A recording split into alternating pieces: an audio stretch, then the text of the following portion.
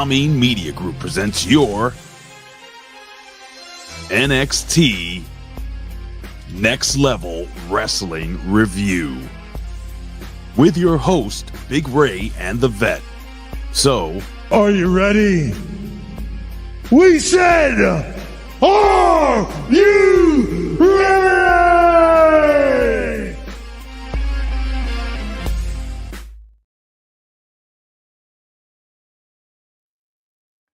Hello, everybody, and welcome to the Next Level podcast show. I am your host, Jimmy T.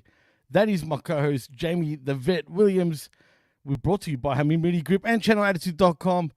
Vet, what's going on, my friend? And I kind of liked this NXT this week, man, to be fair. It was kind of decent compared to previous weeks anyway. Yeah, maybe that's because... Well, first of all, before we say anything, we have to...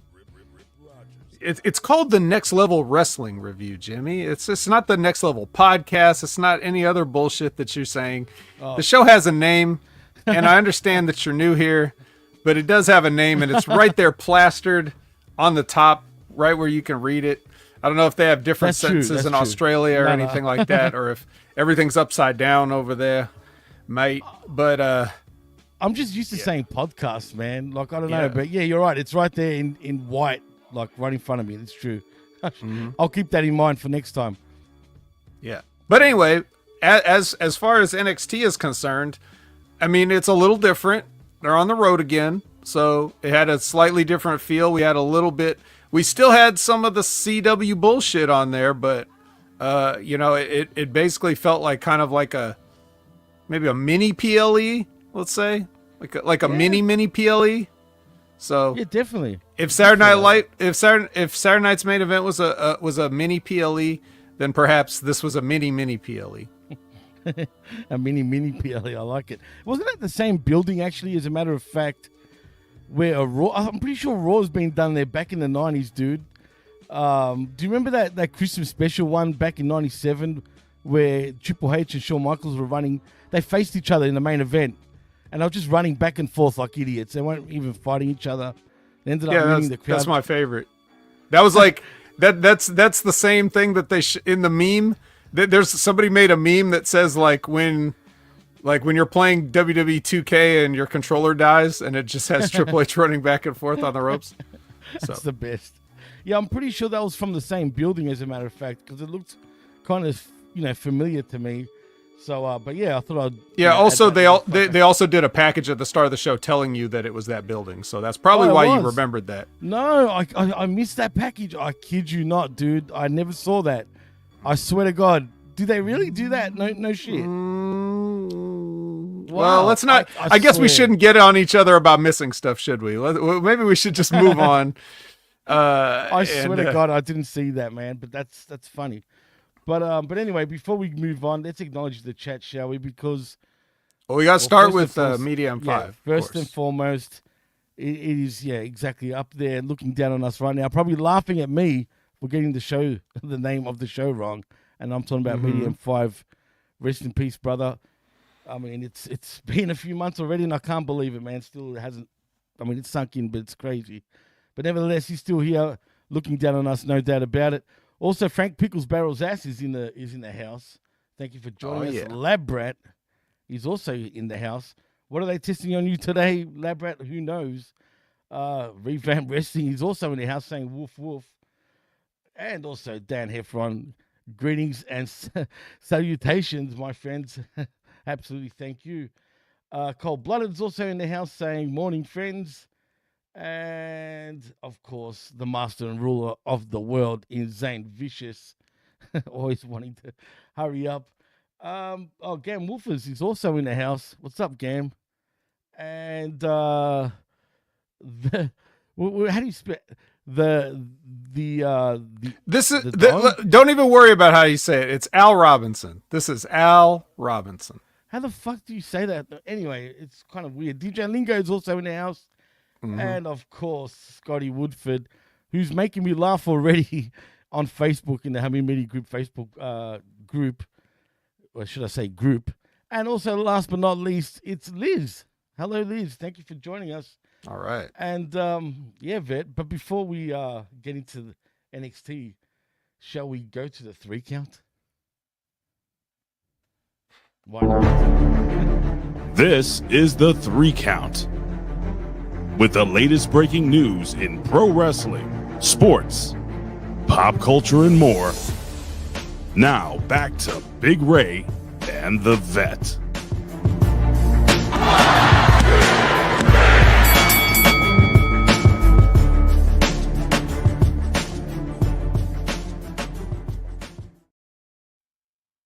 Well, Vet, we've got some interesting stories, as a matter of fact. And first, I'm going to start off with Camille. You know, right now, social media is running rampant, especially on the X. Where is it running wild, brother? It's running wild, brother. But apparently, according to Brian Alvarez, he's apparently Camille's not happy in AEW. I guess, right? I know, shocking news. And apparently, she wants out and doesn't want to do anything until she gets an out. So now this is all speculation. I have no idea, but truth be told, since that little thing with Statlander and whatnot, and of course Mercedes Moné, we haven't really seen her. So I wonder what's going on. Vet, I mean, is there any truth to this? Do you believe the rumors? I mean, I actually do, as a matter of fact. Where there's smoke, there's fire, man. So you're saying somebody's not happy with AEW? I know, it's the standard thing, So, of course. it's difficult to believe. But here's the thing: if I think I know anything about Camille, she does not suffer bullshit and fools gladly. Matter of fact, she fucking left Twitter because she probably got tired of just hearing it from anybody about whatever.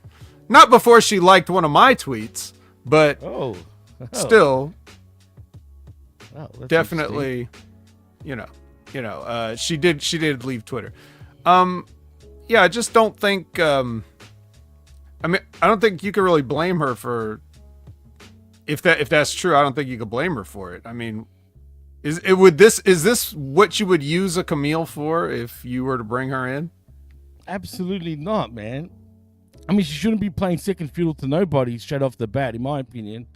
And really, she's being wasted. But in saying that, can you really? I mean, if you were her, would you really be that upset over one sort of thing per se? I mean, when I say one thing, I'm talking about she got paired with Sasha Moné, or whatever, sorry, Mercedes Moné. And, that's cool and all, but couldn't they just repackage her after all this? You know what I mean? But, I don't know, man. But then maybe she didn't want to be with Moné from the start. It's not that, no, you can't repackage her after this, because you killed her. Yeah, well, that's true. You did. Look. It's true. She did when she was in NWA, she did the bodyguard thing already for Nick Aldis. Right. Not true. For another woman against women, but for Nick Aldis against men. So she was already done and through that, passed that up, left Nick Aldis, became, NWA champion, had that long ass run with the belt and everything like that. You don't then just go back to doing what you did like 5 years ago. Like, it's already bad to just bring her in as a silent bodyguard. You know what I mean? Like, just to repeat that. And so that was bad enough, but that still could have worked to an extent, because if nobody's seen the NWA stuff, that wouldn't be any different. But now you have her with doing this thing, but she becomes like the comedic. She just gets tossed aside left and right by Chris Statlander or anybody else. So it's just like, no, you can't there's no repackaging. Everybody's just watched her been made a fool of on TV for weeks in a row. So, for sure. And no, I agree, man, 100%. Yeah, and so of course you're not going to like that. And she just has that sort of she sort of has the sort of proud athlete attitude of like, I shouldn't have to put up with this kind of bullshit. And that's why I always say, like, no matter what your job is, you have to stand up for yourself if you believe in yourself. It shouldn't, maybe it shouldn't have gotten to this point to where she's upset. She should have seen the writing on the wall, like perhaps, a long time ago, beginning? but Right. yeah, but maybe not the very beginning, but a lot of times, and people can relate, they'll take a job to get a foot in the door, and then they expect that they will exceed expectations and get a promotion to something that they should be doing, right? Like, Right. I think a lot of people have had that in their careers or things like that. So maybe that was the mindset, but yeah. So I don't know. So I'm not going to speak for Camille. I have a hunch that, yeah, I wouldn't be the happiest if I was her. And I definitely think, no matter what she thinks, I definitely think they did her wrong. So if she's happy with her position and she's happy with the money, I still say they're doing her wrong, but that's just me, again, speaking as the audience they're trying to entertain. No, well said, man. And it's interesting. We'll see what happens between now and the future. But I don't know. I don't know how long she signed for. I don't think anyone does.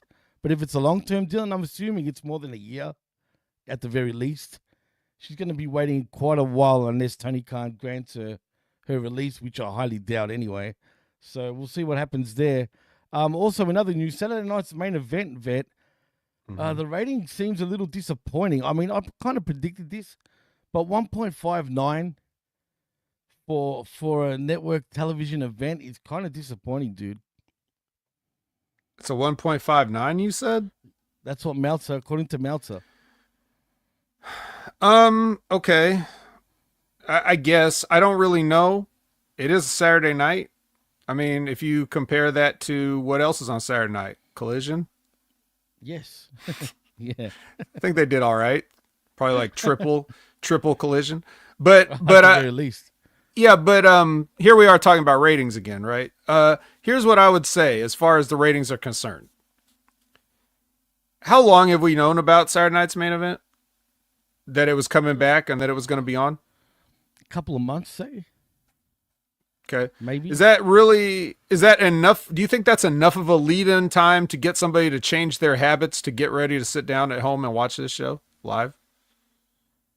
Do you think people just weren't hearing about it for those 2 months and just didn't even know? Or maybe they forgot which Saturday night it was actually supposed to be on? I have no idea, but according to the chat, when you add the Peacock numbers, and including Big Ray Hernandez and Scott Woodford, it's 2.3 now when you include Peacock in the mix.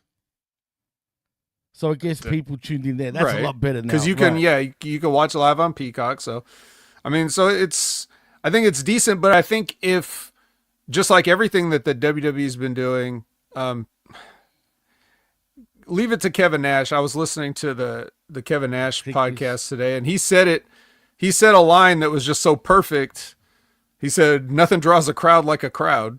So if people hear that Saturday night's main event was hot, then the next time it comes on, maybe they won't want to miss it, and maybe it'll do a bigger number.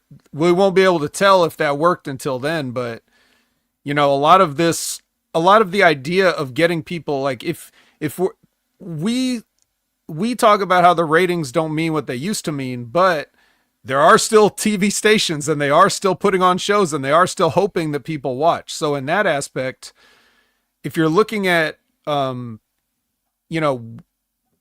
you have to make people feel like they will miss out if they don't watch the show. So Right. If people talk about Saturday night's main event, if they say it was good, they say, I'm going to see the next one. I like the retro feel. I like all that stuff. I like Jesse Ventura, whatever comes out of it. If that does a significant boost the next time, then we'll know that they're moving in a positive direction. No, absolutely, man. And I forgot about the Peacock numbers. He didn't mention Peacock numbers, Meltzer. He was only talking about NBC numbers, but I find it interesting that it was a 2.5, all up, and a 1.5 on NBC only. Also, funny enough, Saturday night's main event in my neck of the woods was on YouTube for some weird reason, right? Oh, okay. And yeah, I don't know why they did it that way. I have no idea why. Do you guys have a Peacock even? Yeah, we do. It's called Binge, right? Which is the same as Peacock.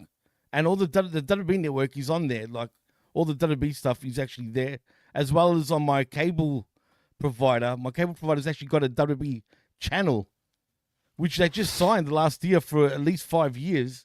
So, which makes it interesting to me, because once the Netflix deal happens and all that, I don't know if they can, go back on that deal and have everything on Netflix when it comes to Australia anyway. But in saying that, over 1 million people watched it through, the Australian YouTube WWE channel, which I find quite interesting. That's a lot, dude, for for people tuning in from Australia only, because really I never would have thought that WWE would even average over 1 million in terms of ratings. Because to be fair, I don't think the ratings around the world, reflect anything close to the WWE in the US ratings are, you know what I mean?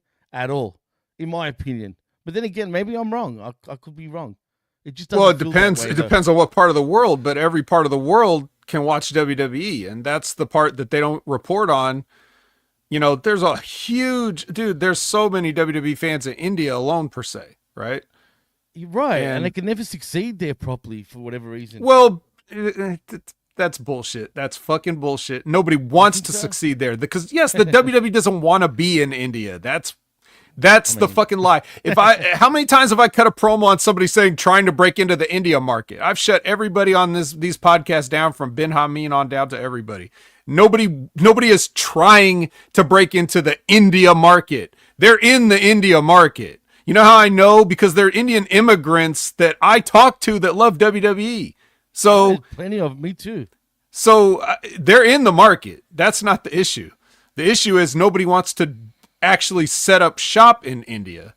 So it's never going to have that foothold like it might in other places, but they really don't want to go anywhere else either. The point is, we're talking about, this is a global program. Saturday Night's Main Event, if it's showing on any YouTube is global. Everybody has YouTube. They could all watch this, and a lot of people are watching it, and it's just driving up more demand for when they come to your town, which is exactly how the business is supposed to be run. At the end of the day, it's still a live event business. So if you can drive up the demand to where you're charging ridiculous ticket prices and people are willing to pay it and still fill the buildings, then that's the business model that you need to go with. That's what it seems like is happening. Yeah, no, definitely, man. And like you said, it's huge business worldwide, WWE. I mean, honestly, but India I find interesting, like you said. If they don't want to break into it, they're idiots. But then again, do they really need the cash at the moment? I guess not. But then again, you can always make more money, right?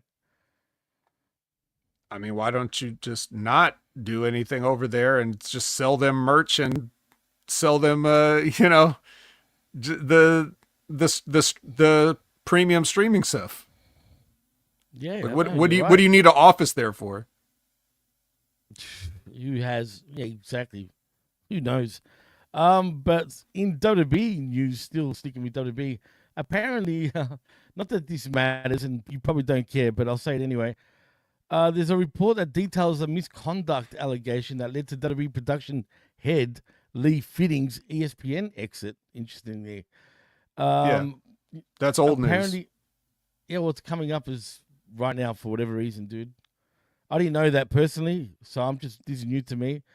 But what exactly did he do? I mean, was it some sort of harassment? I don't remember. Do you have it there? Or I thought you were about to read it. Yeah, I was about to read it, but it doesn't. Well, apparently, Fitting's August 2023 departure from ESPN was described as a sudden one that shocked staffers and media alike. It made him available to WWE, and his hiring as their new head of media and production came in January. Days after that, reports linked Fitting's mysterious ESPN exit to a scheme at the network where fake names were submitted for Emmy Awards. in order to I obtain thought it was some weird like that. statuettes. Not like a harass, like a personal No. thing like that. It was he tampered with something or Basically, some stupid thing like that. he was doing fake names to acquire statuettes, and I'm assuming the prize, whatever the little statue thingies when you win an Emmy. I don't know why he'd do that. It's pretty silly and pretty dumb in my opinion, but it's nothing serious, of course. So if that's what he got fired over, it's kind of laughable, dude. But whatever, it is what it is. So that's why he got fired. If it's old news, why is it being reported as today's news? But I don't know, because the WWE's doing too well and they need to get taken down a peg by some wrestling journalist. Who's reporting this? It was. Let me see. Who was it that reported this crap? So according to SB Nation and Cage Side Seats. Oh, okay. Right. So that's that. Also, that's it, man. We already spoke about news yesterday, to be fair, on a Like a Raw, which you can check out exclusively right here on YouTube channel, Hamin Group YouTube channel. And please do. But yeah, and please do, absolutely. And a lot of people have already, so I thank everybody for tuning in. But yeah, man, that's about it, really, Vet. There's nothing else really to talk about, so I think we can get into the NXT. So if I was to talk more news, I'll be repeating myself. Put it that way. All right. Well, hold on. Let's at least go back in time. Let's go back in time. Let me pull up this. Let's see. Is it ever going to be right? I don't know. We'll let everybody else decide. We'll let the chat correct it.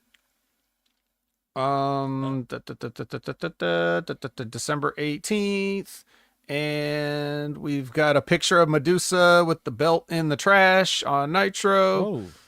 And that is today? The top story. 1995. Nothing happened for like 100 years. And then in 1995, something finally happened on a December 18th. That is, and I'll read it just how they have it. Mere days after being let go by WWE, Medusa, Alundra Blaze, made her return to WCW on Monday Nitro. The return went down in wrestling history as it saw Medusa, still in possession of the WWF Women's Championship, dump the title belt in a trash can on live TV. An unparalleled act of disrespect in wrestling. Medusa was later inducted into the WWE Hall of Fame. And if you guys remember when that happened, she had a trash can and she pulled the belt back out. So very funny. No one cares about that. 2000, nobody gives a shit. 2005 Armageddon took place at Dunkin' Donuts Center. The main event, Undertaker beat Randy Orton in Hell in a Cell. And on a much less interesting note, Kid Cash defeated Juventud to win the WWE Cruiserweight Championship. That's one of those things that I'm like, when I read that, I like, God, I did not remember that Kid Cash worked there, but now that I read that, yes, I do remember it barely. I remember. I actually do remember that he was there. And I just want to point out, it was awful. No, God, Frank, just quietly, I don't like shows shorter than even Russo. Believe me, it's just there's not much to report on. Trust me when I tell you that. Again, we've been doing consistent shows. I'm not going to repeat myself, obviously. So yeah, I just want to put it out there. Continue, Vet, please. Yeah, we are very much we have running gags, We expect you to watch every piece of content that we do. The Jimmy and Vet tag team, you're supposed to follow us around like groupies and, you're supposed to know everything we talk about. We already talked about the news yesterday. So it's Speed Week, actually, Vet. Yeah. Sorry. We're going to be the Speed Week champion. We'll be the speed champions of every promotion. We'll be like the Luthez of the Speed Championship. We'll travel to the different territories with our belt and do a show faster than anybody's ever done there. So Ring of Honor Final Battle took place in 2010 on this date in the Manhattan Center in New York City. Roderick Strong defeated Davey Richards to win the Ring of Honor World Championship. So I remember that, almost actually. 15 years ago, Roderick Strong was a world champion. World champion, right? Mm-hmm. And but that wasn't even the main event. In the main event, it was a couple of people that you may have heard of. El Generico defeated Kevin Steen in a fight without honor. The loss meant that Steen was banished from Ring of Honor. And if Generico had actually lost, he would have had to take his mask off. But he won, so he didn't. I wonder whatever happened to that guy. I wonder if he's still wrestling with this mask somewhere. Do you think he's still wrestling with his mask somewhere, possibly? Maybe. I'm not sure. I haven't seen him, but is he Axiom possibly? Do you think he just switched gimmicks? It could be Axiom, except Axiom's got a much better body though compared to Generico. That's fair that's enough. The only thing. He might have been doing the weights all along, all these years, and then came back as Axiom. I see. Well, and actually, he's tanned and got shrunk. Right, and apparently he went to Target, according to Scott Woodford. Oh, all right. All right, let's see. 2011. 2011, WWE TLC in Baltimore. Let's see. Big Show defeated Mark Henry for the World Heavyweight Champion. Oh, my God. What the fuck? Do people really miss this era of WWE? That was some of the worst shit. Big Show? Like, that would have been... In 2011, that would have been like right in the middle of the Hall of Pain. You would put an end to the Hall of Pain for Big Show? Mm-hmm. Get the guy that was ring announcing Big Boom AJ and his fat son? Yeah. That the guy you put over the world's strongest man in the Hall of Pain? Oh my, you know what? I shouldn't even keep reading this. We should just end the show. Let's just forget NXT. If you didn't watch it, fuck you.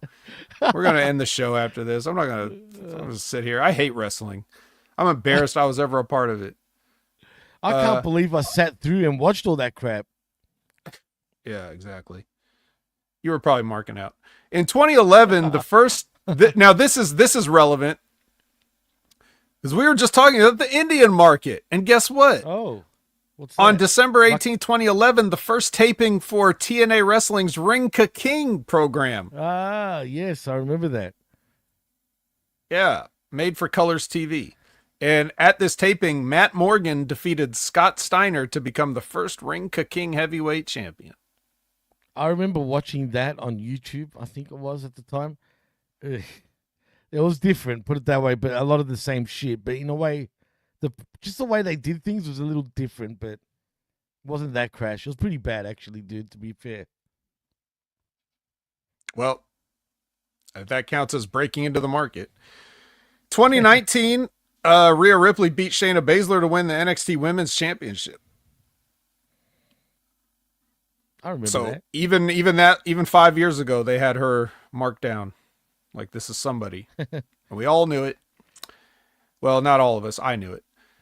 And then, what's this? The last one, 2020, Sami Zayn presented the first edition of the Sammy Awards. Not the Slammy Awards, but the Sammy Awards. I don't know if Sammy... What do you... Sami Zayn. Now, that name rings a bell. It does ring a bell. He was surprised on this show when Big E won Superstar of the Year. And then there's like a YouTube thumbnail that they have put here of like Big E with the Slammy statue and like pushing Sammy's face away. It's very funny. Today's birthdays: Eric Escobar. Ooh, that's a name I haven't heard in a long time. Yeah, who's that? I don't remember. He was in WWE for a short while, man. You'll know him. He looked like a bit of a stud, but didn't last no more than 2 months, it felt like. What year was this? 2005, 06, around there, if memory serves me right. Between 05 Are you and sure 07. you're not thinking of the guy that stabbed John Cena in the kidneys? No, that was Jose. Jose, the Carlito's friggin' bodyguard. I remember that. Or was it Jesus? Oh, no, Jesus. Sorry, you're right. Jesus, it was. I don't know who this guy is, but he was born in 1979 today. 1975 today, Trish Stratus came into our world. Wow, 75. Mm-hmm. So she's about Wow. what? She's 49 now. Is that what that is? Yeah. She still looks great looking for good. her age, though, dude. Absolutely. A little bit earlier than that, Mr. PPV, Mr. Monday Night, the whole fucking show, Rob Van Dam, 1970. What? 1970. Wow. 1970. A little bit before that, Oh, some no. guy you may have heard of. I don't know. He's gone by a few wrestling gimmicks, so probably none of them have ever worked out. But with the one they have written down here is Stone Cold Steve Oh. Austin. Wow. Does that sound He's familiar? 60 years old. I believe it does. 1964. 60 Steve years Austin. old, right? That would be the math. God And- damn it. Yeah. What? And then Yeah, finally, and you can't really wish him a happy birthday anymore because 1928 saw Sputnik Monroe come into this world. So Monroe. good old Sputnik Monroe. He was a pioneer wrestler in the South. He was like one of those, like he part of his gimmick was like as an You around? anti-segregation white dude.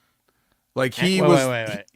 he was Anti- like because when he Anti-segregation? was wrestling, that was still when you had like Segregation. whites only drinking Right. fountains and that kind of stuff, and he was like one of the people that would like he would like a fan favorite among black wrestling fans.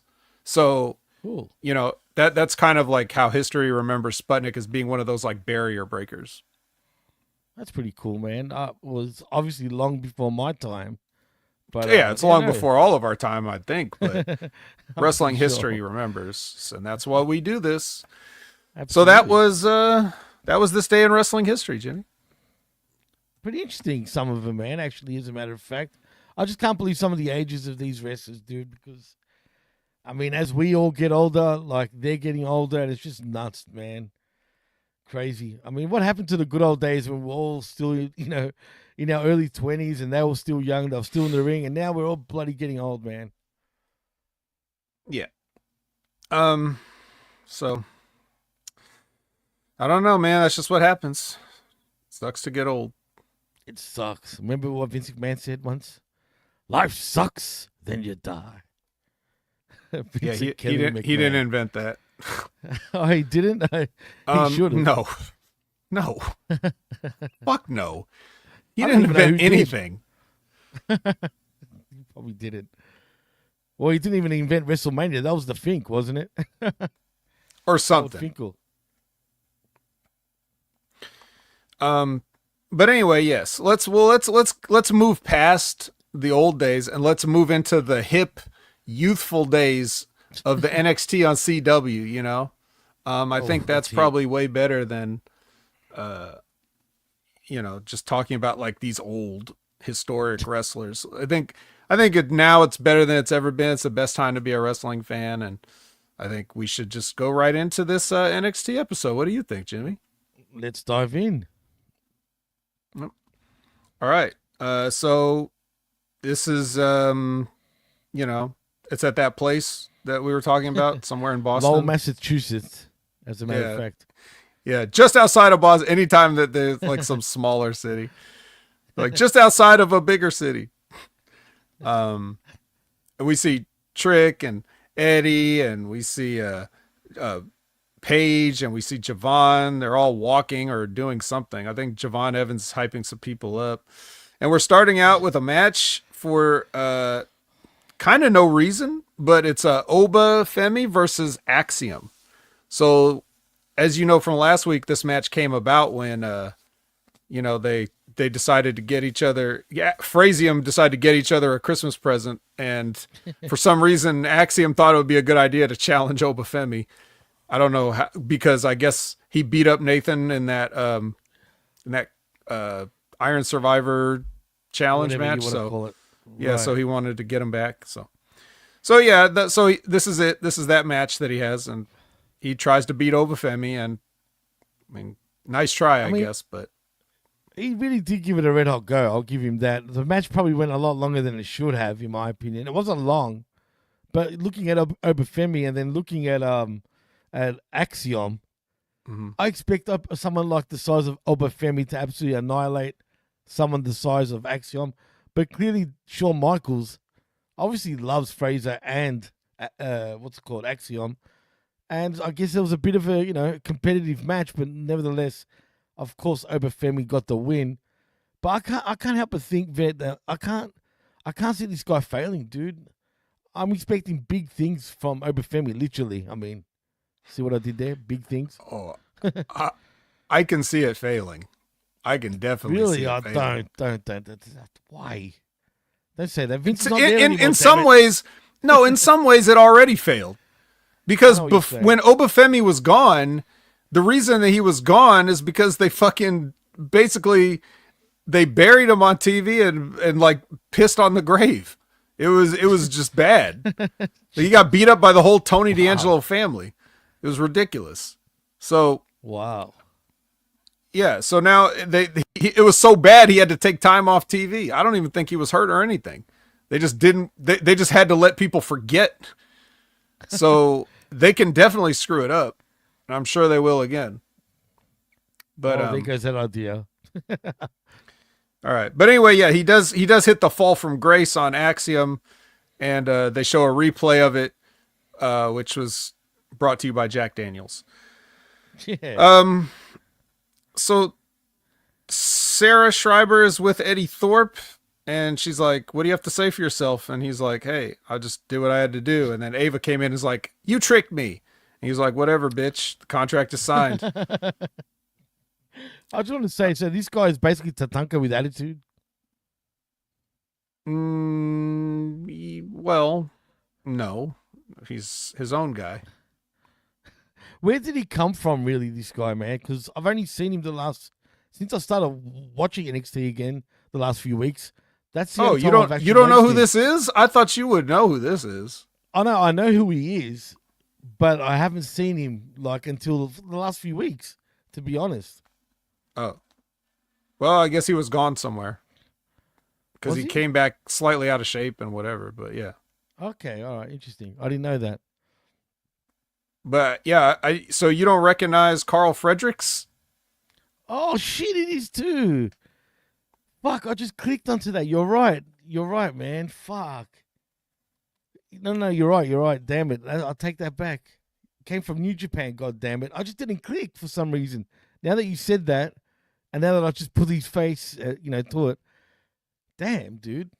Except I've never heard him talk so much in my life like this, dude. So it's kind of weird for me watching him.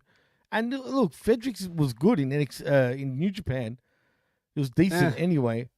Decent, I'll say. But here in NXT, they seem to love him, bro. I mean, do you see big things with him in the future? Can you see him being a future NXT champion? No, absolutely not. And I'll talk about that when we get to it.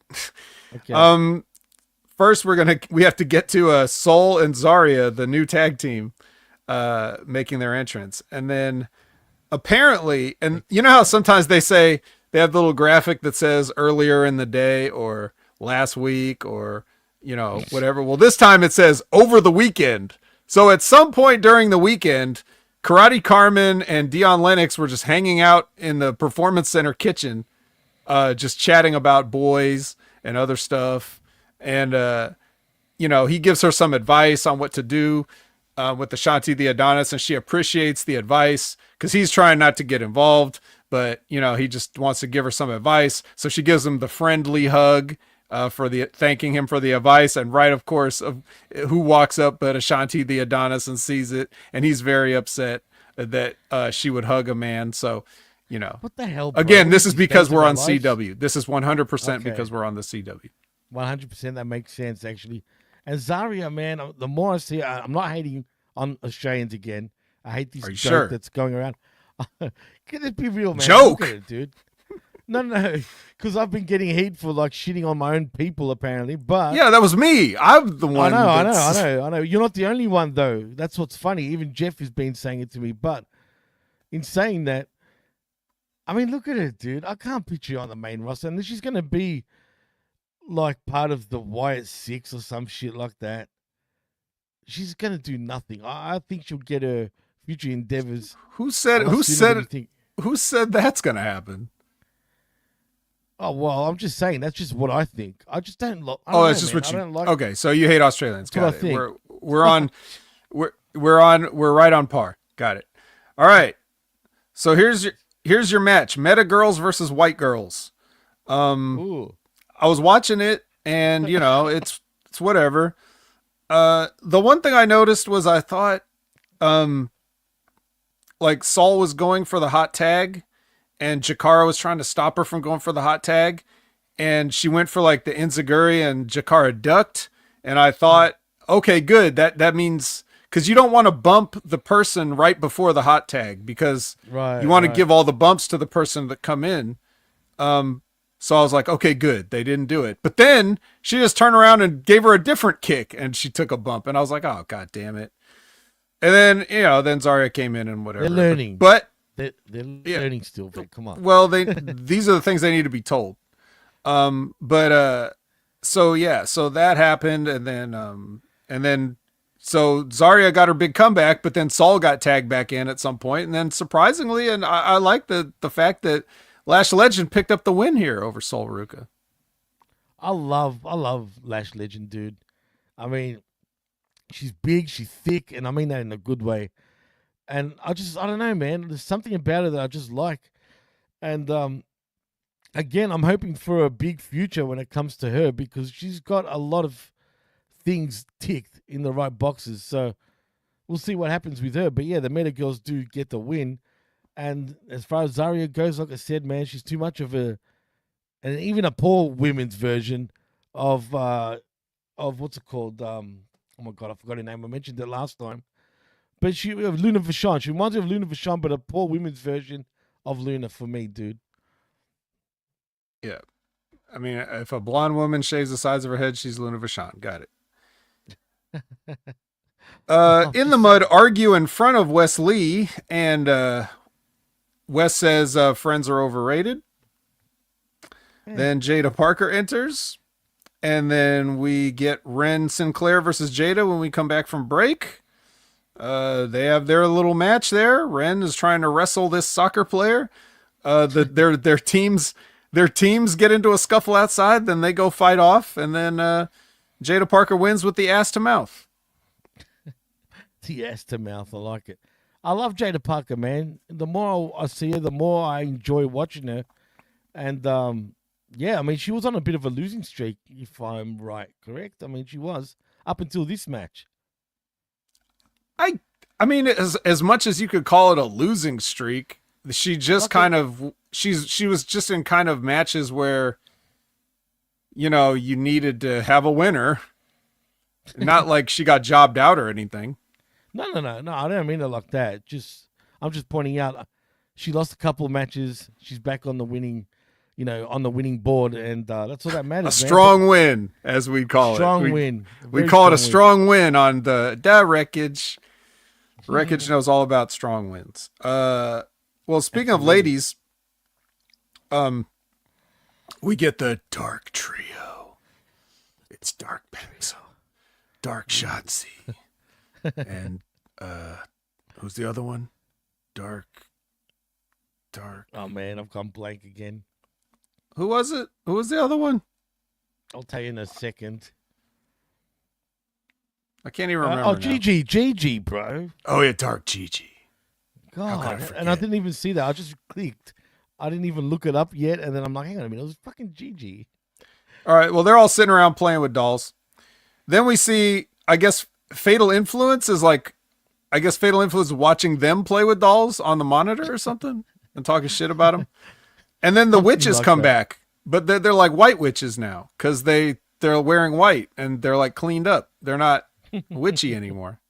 And of course, I'm talking about Alba Fire and Isla Dawn, just back here in NXT for no reason. Doesn't surprise me. I mean, come on. I mean, what are they going to do with them two, honestly? I know they were kind of doing all right on the main roster for a little bit. But honestly, man, I don't rate them. I know you don't mind them. I don't rate them for some reason, dude. Well, I like Isla Dawn okay, but just okay. And I didn't want her in a tag team or anything. I didn't the pairing of these two. It's like it's very much the Tony Garea, hey, you're Scottish and you're Scottish. You should be a tag team. Well, what about Piper Niven? You should make them a trio. Oh, what about like what? Don't stop adding Scottish people. Just oh boy, imagine that, a Scottish friggin' faction. Oh my god. Yeah. Of women though. Yeah, I mean, why not? Just why not? All right, so Frazium is selling and walking.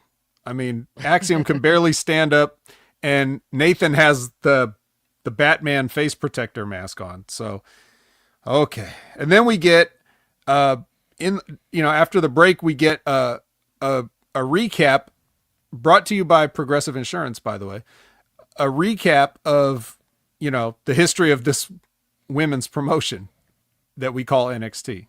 It's always been a women's promotion. If you really pay attention to this package, you realize that, hey, NXT has always been a women's promotion. It just used to have more men at one time. That's all. Yeah, but now more so than ever, it is totally women, man. It's true. Yep. Well, what can you say? It's CW. So this is not going to get the lady audience because it's Gallus time. Yeah, I got bored even just saying the word. I can't stand these guys, dude. Wolfgang can eat a, what? Yeah, man. All of them. Just go away. Speaking of Scotland. Oh, boy. The fact that they're still around, Vet, just drives me nuts. I can't believe it. They're like refugees. It's like a storm leveled, NXT UK, and they just had to. Everybody had to just come here to Florida. Yeah, so. No thanks.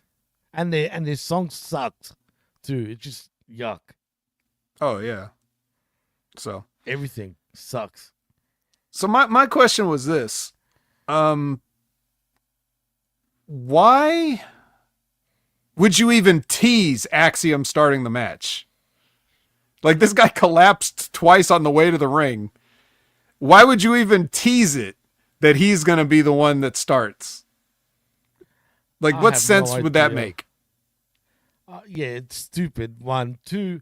Why is it just me, or have they been working double the matches a lot more frequently lately? Well, yeah, but that's the storyline, though. I know, but why? Like, I mean, what's the end game with these two? Even though they're tag champs and whatnot. Well, the end game is that they're gonna lose the tag team championships sometime. Okay, fair enough. If that's the case, cool, I guess. But it feels like they need to go somewhere. I mean, are they going to turn on each other? Obviously, eventually they will. I mean, it's always going to happen. But are we leading to that actually eventually in this story arc, shall I say?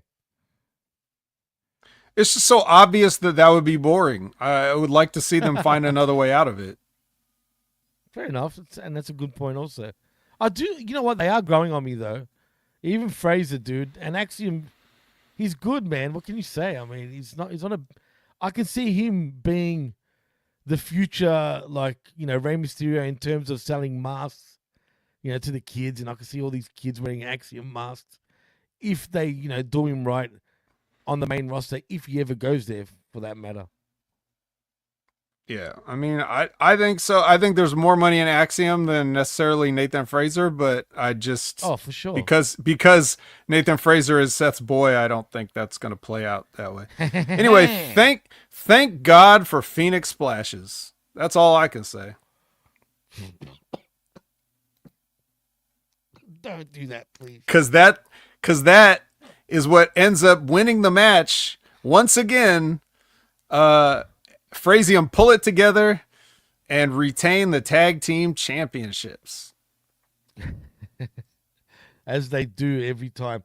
Frank says, Pentagon, you mean, Jimmy? Nah. I mean, does that really look kiddie? His mask, when you think about it. I mean, I can see kids wearing it, but it's a bit, I don't know. I think Axiom would be more perfect suited for the kids. If you're going to have Pentagon be the next kiddie guy, I don't like it. Well, he's not gonna be a kiddie guy, but kids don't always want kiddie stuff. Kids want cool looking stuff. They want to be like, when you're a kid, you want to be like older people. It's only once you hit the age of 25 that you start wishing that you would stop growing up. Well, that's true too in many ways, actually, because that's the perfect age. Right. Yeah, I don't know why, but that's how it happens. Anyway, yeah. So, all right, fuck off, Gallus. We don't have to deal with them anymore. Javon Evans are with Honk and Honk, and Ethan Page brushes past them. Brian Pillman Jr. does the cards workout with Charlie Dempsey in a cinematic way, and he's able to sweatily, shirtlessly finish the workout. And so that means that he earns a Heritage Cup match against Dempsey next week. So good job, Brian Pillman Jr. Maybe this cup, Dempsey? Maybe winning this cup, which obviously your father never did because it didn't exist. So maybe this will be the way that you can finally break away from your father and prove that you're nothing like him. I can't stand these drawn on stupid sideburns, first of all, dude. I'm talking about Lexi King. What? That's legit. Oh, is it? Oh, you could have fooled me. Second of all, Charlie Dempsey, why has he got a weird English hybrid accent when he's born in the States? I know his dad's English. I get it, right? But that doesn't mean he's got to have an English accent, for fuck's sake. Yeah, I don't know. Maybe he's just trying to, like he thinks he should. But I agree. I don't think he should. Hate it, dude. Hate it. Yeah. All right. Well, speaking of Page, this is the sad sack version of Ethan Page. He goes to the ring. He's out there doing a sad sack promo. He's talking to his wife, saying, "I love you, wife, but I can see the disappointment in your eyes." And I'm like, yeah, it probably looks a lot like my eyes when I'm watching this. He says he lost his smile. Okay. Ha, ha, ha. Very funny. Javon Evans comes out, tries to cheer him up, gives him a pep talk. He's like, I seen you did come in here talking all that shit, but that's not the real you. I seen the real you. The real you's a good man, a family man, and we all believe in you and we all got that. And of course, that's just what Ethan Page needed to hear to hit Javon Evans in the mouth with the microphone. And he says he's going to take Javon's smile. And then he Pillmanizes Javon with the chair on the head and neck and face, and there's blood everywhere. Dude, I know it's fake blood. He probably had a capsule in his mouth. But God damn it, he made it look good, because the second he stomped on the chair, you just see blood splatter, just fly out of his mouth, man. It was actually pretty well done. If you're going to do a fake blood spot, that's how you do it, man. I'm not going to lie. I mean, that was pretty good. So I'll give him that. And, of course, Ethan Page, he was nodding to Shawn Michaels, losing his smile, of course. I know a lot of people hate him. Look, we've got the king of 2K24, falling asleep to this. But I actually Which one? like Ethan Page? Yeah. I assume so. He's talking about Ethan Page. But I like this segment. I actually thought it was well done. And I guess we're going to move to a program between these two now. But I used to hate Ethan Page, Vet. I really did. But you can't deny he's a freaking pretty good talker, man. And he's, he can do good things when allowed. I don't have to admit anything. I don't have to admit a goddamn thing. I would get this fucking Canadian bag of milk the fuck out of my television show, is what I have to say. Okay, no comment. Jesus. Okay, Sarah's with Trick Williams, and he's saying some stuff, and then Oba comes in, and he's like, "I hope you win." I hope you'll win. Yeah. And then this is the only look at her segment we get this week. It's Stephanie Vaquer. It's a vignette where she's speaking in Spanish and they're translating it, but she's talking about Cora Jade and says that Cora will meet hell next week. Yes, I'm sure she will. Hey, well, right. Well, we'll meet hell when we watch Cora try to work, but at least we'll be able to look at Stephanie. For sure. Mm-hmm. And then Eddy Thorpe comes out. And then we go to break, and then Trick comes out, and it's Trick versus Eddy. So we talked about Eddy Thorpe. You were asking me, do I think, he can be somebody? Do you think he can be an NXT champion? Do you think he can kind of go somewhere? And I said, we'll talk about it when we get there. And now that we're here, I will say this about Eddy Thorpe. He has amazing footwork. As in, I am amazed that somebody that's been wrestling as long as he has is this fucking bad at it. This guy wrestled like 3 times longer than I ever did. And he's so much worse than I ever was. Like, he's just all over this ring, like doing sloppy, uncoordinated shit. And there's no chemistry, no timing. Trick Williams is not good enough to make up for this. He needs people that can, like, kind of steer him, in the ring, for lack of a better term. That's spot on. Not just lead, because anybody can lead and say, like, oh yeah, do this, do this, do this, but to be able to put him in the right positions and stuff. These guys were like almost never in the I'm trying to think how can I describe everything in a wrestling match should have some level of like symmetry. Right. There's right. You want, like, when you lock up, you should start at opposite corners and you should lock up in the middle. It looks weird when guys like lock up like close to the side of the ropes or something, or in one of the corners. You want it to be in the middle of the ring, and you get that pose like where if you snapped a picture, you'd be like, oh, that's a cool action pose or something like that, And these guys were they're just crowding each other, just awkward, just everything sucked. This match fucking sucked. And all they do is work on this stuff. I thought, like at the Performance Center, I thought they're like, this is the kind of stuff that you would get drilled into you. And I know that Carl Fredericks came from the New Japan LA dojo, but I guess all those squats and push-ups and exercises and shit didn't teach him how to fucking have a wrestling match 6 years later. Dude, didn't he feel like a young lion for like the last 6 years before NXT the whole time? I mean, that's what it felt like until towards the end. But yeah, look, both of them felt like they were just rushing. Like everything felt frantic with these two. Do you know what I mean? And especially like from spot to spot to spot. Frantic and still slow and awkward somehow. Yeah, how do you be frantic and slow? That's a good question, but that's how it came across to me. And yeah, unfortunately, I hate the finish too, dude. What that? Like, come on. Yeah, well, we'll get to that. Yeah, I guess I'm done burying these guys. So, well, it's more Thorpe than Trick. I mean, I understand Trick. Trick has all the look. He's got the charisma and stuff like that. He just needs to work. It's not that his mechanics are bad. He just needs to tighten them up, and he needs to get more, just a little more comfortable and loose and natural in there.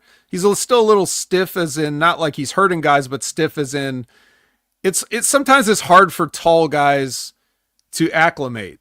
That's why a lot of guys that are considered to be good wrestlers are like around 6 feet or under, because for some reason it's just easier for them to move around and they get it. It's a little harder for tall guys. So that's part of it. But there's no excuse for Eddy Thorpe. He should not be this bad. So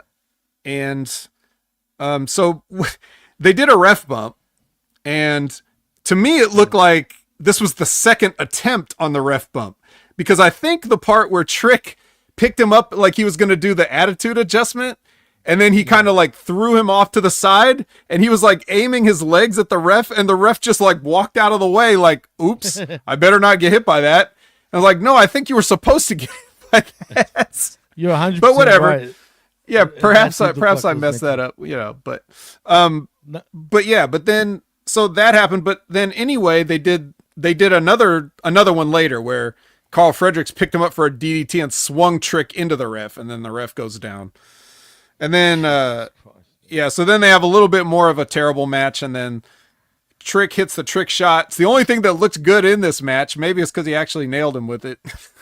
But he hits the trick shot, and they do the double pin thing where they both fall down and collapse and both their shoulders are down, and then one ref comes in, the other ref counts the other side. So this is what is known as the dusty finish, guys. To be fair though, Vet, Thorpe did have his shoulder up, so technically Thorpe should have won the match, technically. But Well, they the ended referee it counted it. Right, well, both referees technically counted it, as they were arguing, no, he's the champ. No, he's the champ. But as you said about Trick, all Trick needs is to get in the ring with some more experienced guys, and he'll be right. You know what I mean? You know, unfortunately for him, he's not really getting that in NXT. So no, he's been in there with weird guys, like guys that it's like let's say they're less traditional. You know, like he worked with Dragunov a lot, but Dragunov's not like a normal person. Nah, that's an understatement. Yeah, I mean, it'll toughen you up, you know, and it'll give you some good experience, but I don't think you're in basics at that point. And then, you know, Carmelo Hayes was another guy that's just like, I don't know. I don't know if that's the right guy Not the right guy. Ethan Page, you know, like whatever. He's got experience at least. Yeah, but then other guys like Ridge Holland or Eddy Thorpe, like that's not gonna. Hell no. It's not gonna work. No way. Absolutely not. But look, I think, like I said, you know, I think I said this last week. I feel like Trick needs to like move up now, dude. I just feel like it's his time to go to the main roster at this point. I think they've overcooked him at this point, man. He's been there for way, way too long, in my opinion. But I don't know. What do I know? At the end of the day, they did tease him when he did do a few things on SmackDown, and then he disappeared again. Right. And, you know, I guess if you think about it, though, Vet, without Trick Williams, just say, on that NXT roster, it would make NXT look kind of flat right now, to be fair, because there's no one as over as he is right now in NXT. And I know you could say his song is what's over, but I do think people generally, you know, like him, and I'm a fan of his. And yeah, it's fun to, you know, to chant "whoop that Trick," and he got a monstrous reaction from, you know, I guess 2,000 people that were in attendance. But I just think it's time for him to go up and do his thing, and he's only going to learn, man, and he's only going to get better. Yeah, it's just that it's hard to. You need iron to sharpen iron, and they're running out of iron, especially in a women's promotion. So Actually, maybe we should put him in there. Maybe you should put him in there with Steffi and Julia. You know, teach him a thing. Hey, that will work, and I'm sure he will actually learn a thing or two. But before we do finish up with the show, I want to ask you: do you think, you know, because they got way too many women, clearly, right?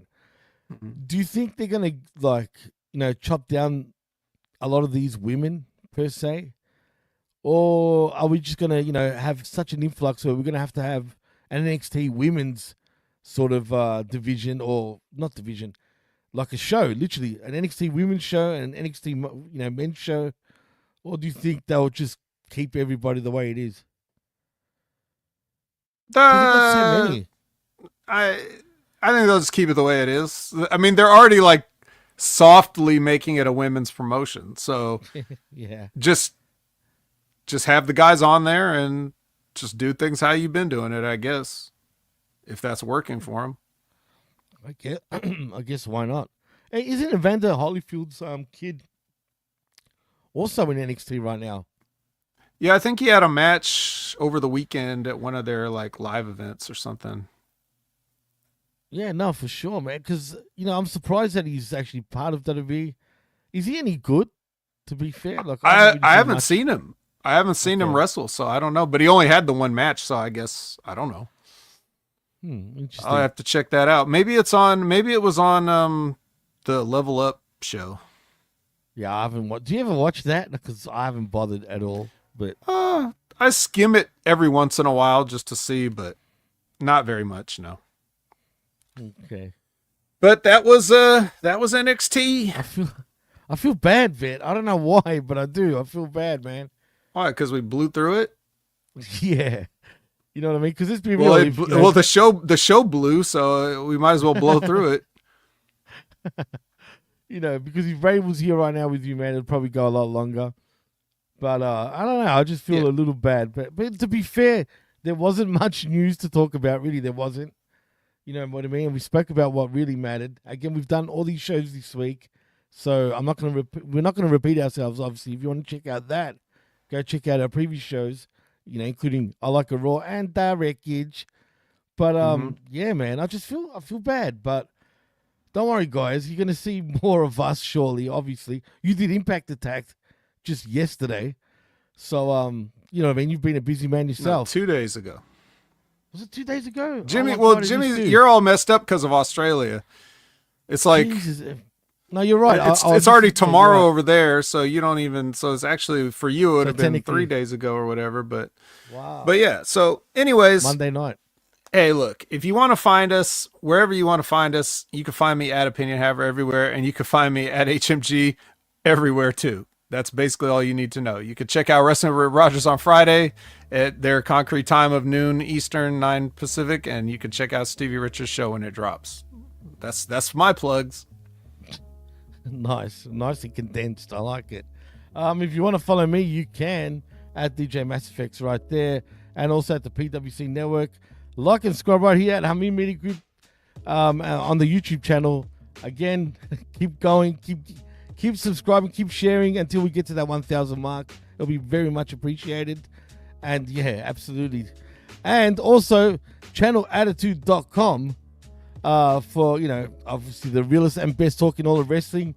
And shout outs to Big Ray, who should be back next week to replace my head, as a matter of fact. And Ray, you know what I mean? I hope, you're feeling better and whatnot, man. But can't wait to get you back, not just here, but also on I Like a Raw. And of course, look out for the Wreckage with myself and the Vet, this coming weekend. And the Smack and Attack sometimes also. me, Jimmy. Sometimes I'm on the wreckage. The wreckage. Hey, get to the chopper.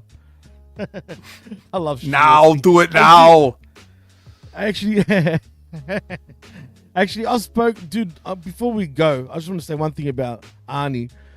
I was playing GTA Online a couple days ago, and a 15-year-old kid started talking to me via headset, right? And I'm like, damn, dude, why am I talking to a 15-year-old? He goes, I'm old enough to be your dad.